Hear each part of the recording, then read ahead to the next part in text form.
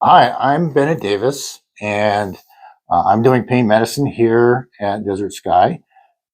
I actually started my medical training after medical school in orthopedic surgery and then switched out of that because I have a bad back. But I did anesthesia and then a fellowship in England in pain medicine, in pain medicine and rheumatology and neurology. And I learned there something that stayed with me the whole rest of my career. I learned that there's more to people's pain than just what's going on in the tissues. And the reason that happened is that I was working really closely with some of the behavioral health, psychology, and those sorts of folks in England on the chronic pain patients. And if we sort of fast forward in my career, I started doing more and more sports medicine and then pain medicine, taking care of people with chronic pain. And it was really clear to me the difference between what I was seeing in orthopedics and what I was seeing in a chronic pain clinic. That chronic pain was nothing like the acute pain you might see in the ER or in a sports medicine clinic as an orthopedic surgeon. There were other things going on, particularly during the opioid crisis. It became really obvious that a lot of the folks who were taking a lot of opioids still weren't doing very well. And so we started looking for why is that? What's going on in their life?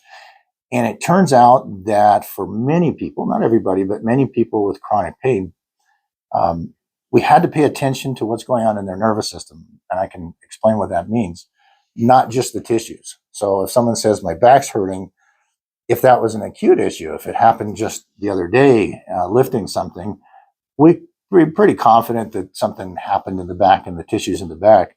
But if that's been going on for years and years and really not getting better with different things that people try, a lot of times the nervous system is involved. So if you think about it, in that example, the back communicates to the brain through the nervous system. So the signals about pain have to get to the brain somehow, and they get there through the nervous system. And the nervous system, I'm using in a general sense, involves the immune system, all the communication. So it's sort of like a cell phone, a cell conversation. If you call somebody up, you dial them up on your cell phone, it goes through all the connections through the cell towers and the computers and gets transformed into microwave energy, all that stuff. Eventually, somebody's cell phone on the other end receives the call and they can talk to you through that communication system. That's what I mean by the nervous system. Turns out it's really important in many cases of chronic pain. And I make this point about the nervous system between the body and the mind so that it's clear we aren't talking about, hey, pain's in their head, it's in the nervous system. My favorite example that I'd like to share about pain in the nervous system has to do with phantom limb pain.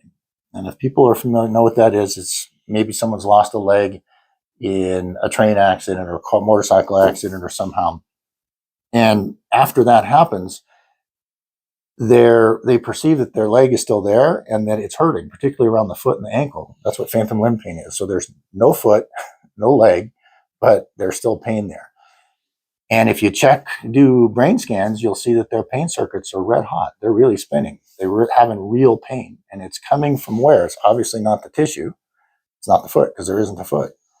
It's not just in their head. It's in their nervous system. Their nervous system is telling the brain that there is a foot, which isn't true, and that the foot hurts.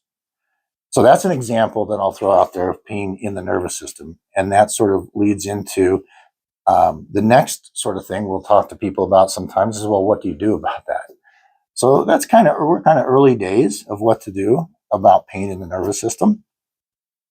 But it turns out that a lot of the techniques that our behavioral health colleagues use for treating trauma, cognitive behavioral techniques, trauma recovery techniques, really work on that nervous system reporting pain when there's no pain in the tissue. So we rely a lot on our behavioral health colleagues to help us with the nervous system. And we can do other things, even self-hypnosis, acupuncture, spinal neurostimulation. Those sorts of techniques work on the nervous system. There's a whole range of things that we can do. And in my career, I found out that engaging my colleagues who can work on the nervous system while I'm working on the tissues, because that's really my training, that's how you get the best results. So to be clear, it's not one or the other. It's not pain in the tissue or pain in the nervous system. It can be both. Sometimes you have to work on both things at once.